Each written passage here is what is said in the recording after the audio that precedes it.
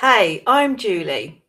And if you've ever set a goal, meant it completely, done everything right, and still watched yourself do the exact opposite, well, this episode is going to explain why. You're not lazy, you're not broken, you're not lacking discipline. You're trying to steer with 5% of your brain while the other 95% is running a program that you didn't write, one that was installed before you were even 7 or 8 or 9. And by the end of this, you'll understand exactly why willpower keeps losing, and you'll have a way to actually work with that 95% instead of fighting it. So, we've already said that things are happening and it's not because you're lazy, it's about your subconscious programming. Now, you know you should do things differently, and you've known that for years, right? And you tell yourself you're going to stop over preparing for meetings, and then you spend 3 hours on a deck that no one's really going to read. You decide you're going to say yes to things that you don't have capacity for. Then someone asks and you just say yes. You set a boundary on Sunday, and by Wednesday it's gone and you can't even remember letting it go. You're putting in conscious effort here, and you're making decisions, setting the attention. And it's like someone else is driving. Now, your conscious mind, the part doing the goal setting and the strategic thinking, and I'm going to do it differently this time, that's roughly 5% of your processing power. Now, the other 95% is running on autopilot from patterns that were set before you were old enough to question. So you're not failing at change. You're trying to win a fight where you're massively outnumbered by yourself. And I'm going to show you exactly why that fight is rigged, what your brain is hiding from you, and how to actually get that 95% working with you instead of against you. Now, there's a simple tool at the end of this, something you can use this week to start catching that program in action. But first, you need to understand how that program got written. Now, this session is really all about willpower, okay? So between birth and about the age of 7, your brain is actually pretty much like acting like a sponge. It doesn't really have a filter. So therefore, there is no critical thinking, there's no logic, and everything just goes straight in. So if you grow up in an environment where maybe love felt conditional on performance, that become a rule, not a thought that you had. A rule your brain now runs automatically. Now, if you learned early on that being visible meant being criticized, your brain filed that as visibility equals danger, and it's protecting you from visibility ever since. Now, these aren't memories you can access, they're operating instructions running beneath your subconscious programming, and you're not really aware of them, okay? Now, think about how you learned to tie your shoelaces when you were very young. Now, it's very difficult to start with, wasn't it? It's very complicated. There was lots of things you needed to do, lots of things you needed to think about. And it took a lot of your concentration. But once you did it, you practiced, you learned by repetition. Now you can do it without even looking. Well, hopefully you can, if you did get taught that when you were young, right? But it's that unconscious program. It's working behind without you even thinking about it. In the same way that we're breathing, it's breathing, and we don't ask our body to breathe. It does it automatically. So that's how everything works. Once something has been repeated enough, it moves from conscious effort to automatic program. The problem is your survival strategies did the same thing. The people pleasing, the over preparing, the saying yes when you mean no.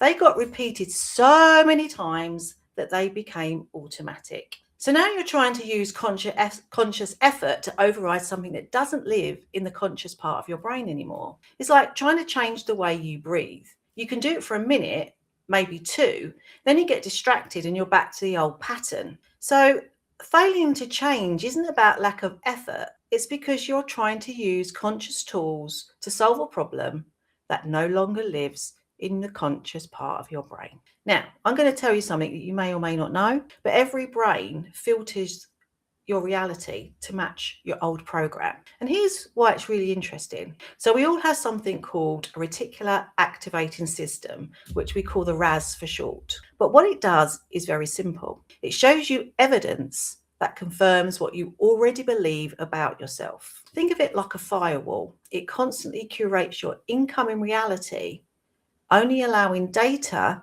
that matches your childhood programming to pass through to your conscious awareness. So if you have a core belief that you must struggle to be valuable, that filter deletes the positive feedback and highlights every stressful interaction or urgent email, reinforcing the idea that you have to keep working harder than anyone else. It's not about what's true, it's not about what's available to you, but what matches your existing programming. So let's see if we can make this a little bit easier to understand.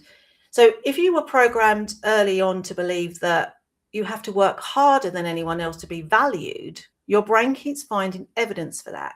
So every email, every meeting, every interaction, that gets filtered through that RAS lens. You think you're seeing reality, but you're seeing a curated version that keeps the old program running. It's like looking at the world through a lens shaped by beliefs that you didn't actually choose. And everything you see confirms those beliefs. So they feel like facts. Yeah. So if you've got a belief that you're just feeding and you're telling it, it's learning by repetition, right? In the same way that we learned to tie our shoelaces. But these are the things that we don't necessarily want to learn and have repeated over and over again. But it's about understanding what those beliefs, or could be feelings or emotions, are all about. Okay. And this is why surface level change doesn't stick. So you might try to manage your anxiety maybe for a week. You might set boundaries for a few days. You might stop people pleasing on a Tuesday. But if that root belief underneath is still running, it's just another way out, right? Now, this is what I want you to think about. All the branches at the top here are your behaviors, your actions, your habits, your beliefs, all right? And below are the root of all of those. Now, in this instance on this tree, it's got quite a few real deep rooted roots, shall we say, in here, right? Going up into this beautiful tree. Now, we can do a good job at trimming some of these branches, but actually, if we're not fixing what's at the root, then we're only doing what we call surface level change. And don't get me wrong, doing things here and changing things here are all amazing, and they can all bring better things into your life. But fundamentally, until we change it at the root, nothing really shifts. So I want you to think of these branches as your imposter syndrome, as your stress, as your anxiety, all the things that are going on in life, your imposter syndrome, self-sabotage, all these things are all in the branches of your tree, right? So what do? How can we fix it? Well, that's when we need to do the deep work. And that's how I work with my clients. But I just want you just for a moment, just to think about your branches. What behaviors do you keep trimming, or what behaviors should you be trimming, and what behaviors should you be dealing with at the root? So I'm going to leave my little tree up there for a minute, just so that you can, you've got that visual there to think about it. And maybe take some time this evening or later today, just to maybe jot down some of the things that, what behaviors are you running basically that are not necessarily good for you? And maybe you might even be able to stop and just close your eyes and just see if you can come up with a childhood experience maybe that was actually linked to that time, and just to try and process it. So how can we do some changes and trim those branches a little bit in our everyday life? Now, this is what I'm going to share with you for this episode. It's a simple move that you can use whenever you catch yourself doing the thing that you said you wouldn't do. All right. Step number 1 is going to be catch the moment. So I want you to notice when you've done something that doesn't match what you consciously want. Maybe you said yes when you meant no. Maybe you over prepared again. Maybe you sent that email at 11 p.m.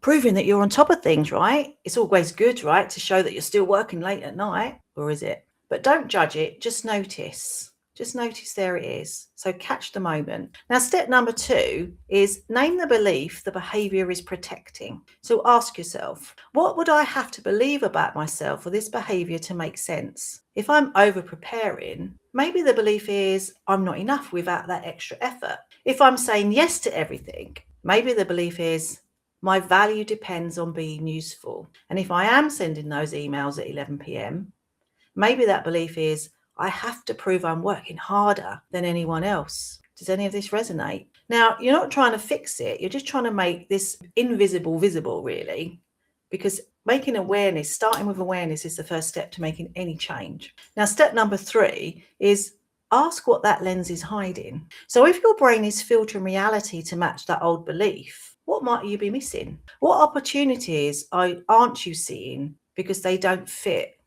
I have to struggle narrative? What evidence that you've already enough is in your brain filtering out? Now, this isn't positive thinking. It's recognizing that your current view isn't neutral. It's curated by programming you didn't choose. This is where we're talking about when things happen in our childhood, right? Between 0 and 7. It can happen later, but the biggest chunk of who we are in our identity is built at that young age, because mainly because we didn't have logic and we take everything at face value. But a lot of things happen in that period of time. So when we work with my identity box rewire method, we are looking to regulate the nervous system. We want to expose those patterns, and we need to work with the body to work and process these. We need to identify what we need to rewire, and we need to repattern it, reprogram that subconscious programming so that we can be that new identity. So with the identity, we need to make sure that we can move from the gap where we are in our identity to where we should be. And in one of my other episodes, we talked about the identity gap. So we need to understand where that identity has come from, where it's been, and how we can actually improve it. So we want to catch the moment. We want to understand what's going on by naming that belief, that behavior is protecting, and ask what that lens is hiding. So let's put that into a few practical scenarios for you, because I know that is easier, isn't it, when you can think about it in real life. So let's use an example. When you're in a meeting, someone asks you to volunteer for a high visible project. You feel pulled back. Maybe you feel some physical reaction in your body. Your chest has tightened or your heart is racing.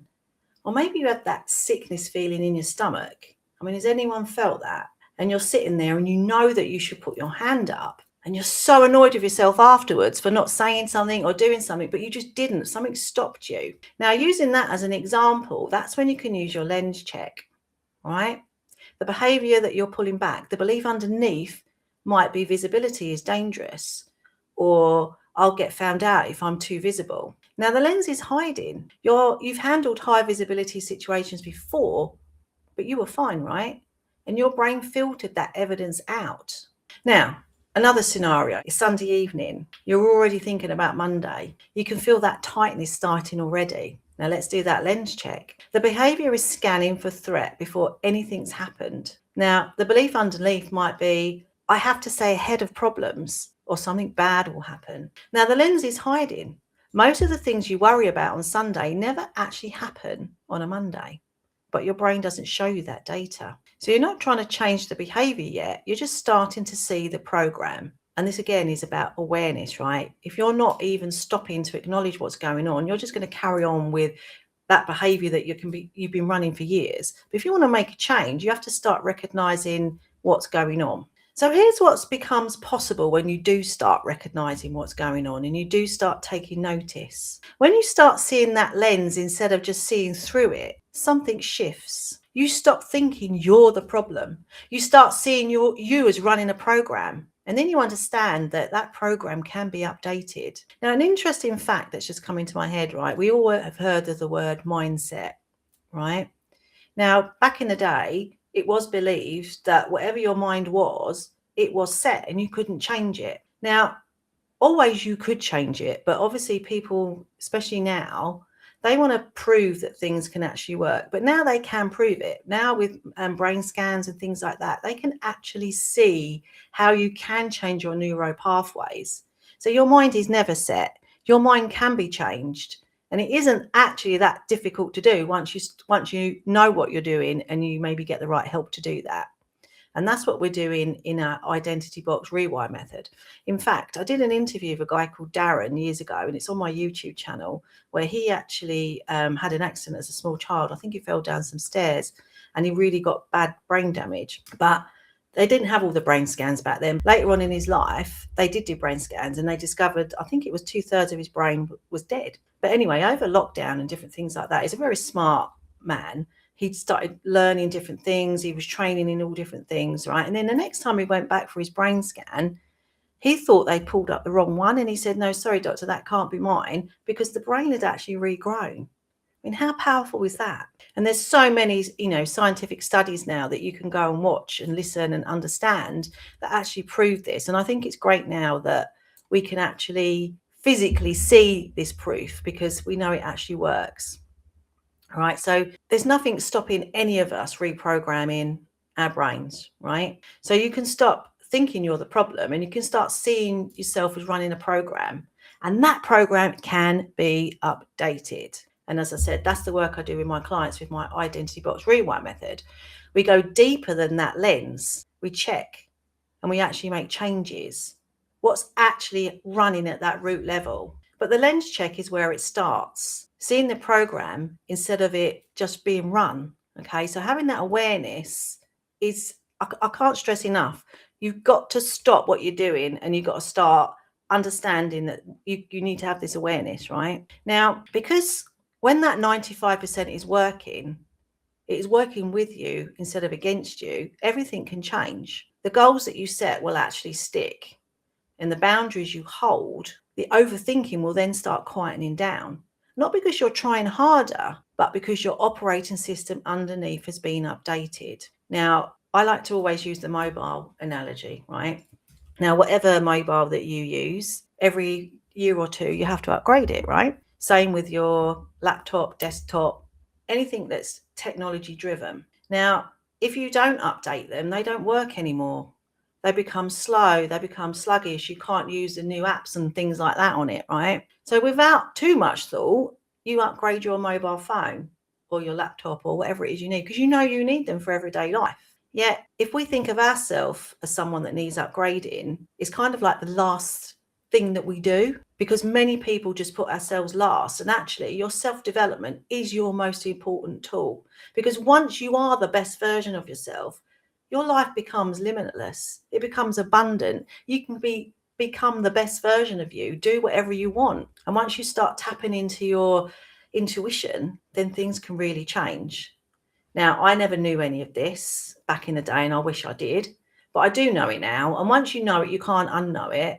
And I love knowing that I know this stuff because I can make changes in my life. I mean, a couple of weeks ago, I did a whole day event called Spring Reset.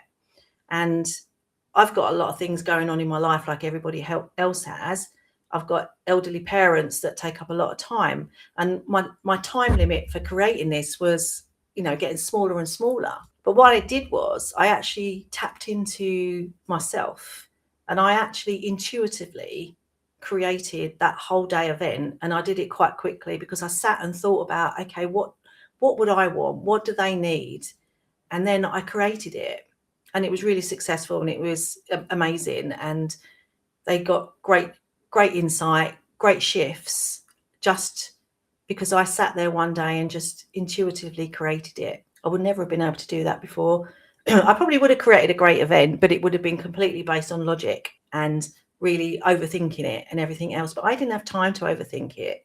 It was about using my time wisely and, tapping into my intuition, into my higher self and creating something amazing. And you can all do that. Now, the thing that you're going to do for me this week, your one action that I want you to take, if you're up for it, of course, I want you to pick one behavior that keeps showing up, even though you decided to change it. Maybe that's the over preparing. Maybe that's saying yes when actually you mean no. Maybe it is waking up at 2 a.m, replaying the day's conversations or sending that email at 11 p.m. It can also be personal life stuff, right, as well. It's not just work. This impacts the whole of your life. But the next time you do something like that, I want you to catch it. I want you to notice yourself doing it.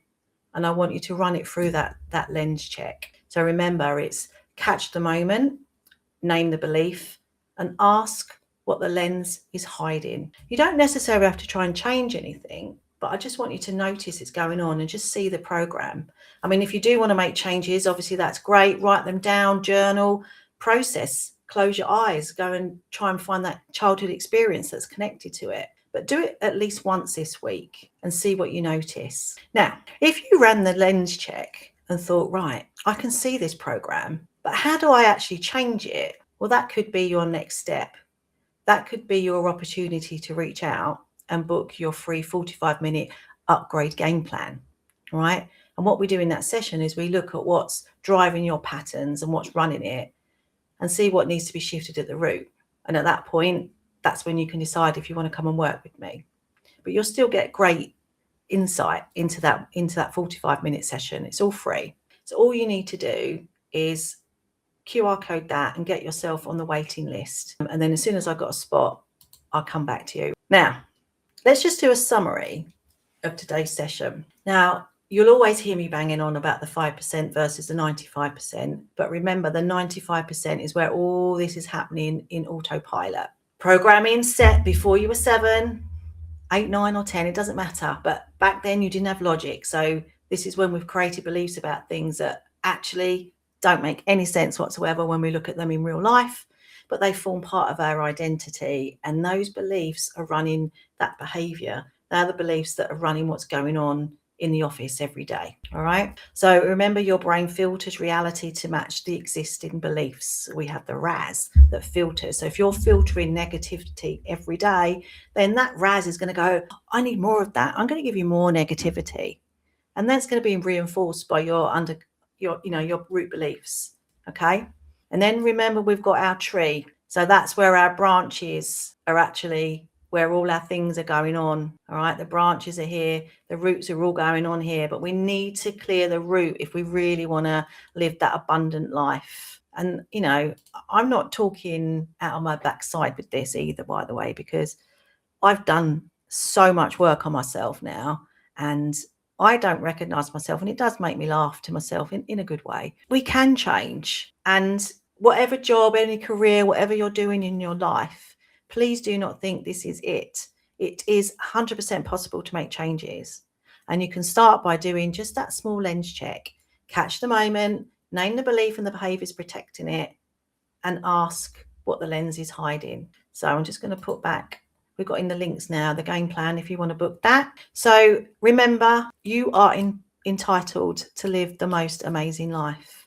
You are entitled to upgrade your identity to bring you up to where you are now and bring that lag closer together. So thank you for watching me today. Please go to my YouTube channel and like and subscribe, and I'll see you next week with another amazing episode. Thank you for watching. Take care.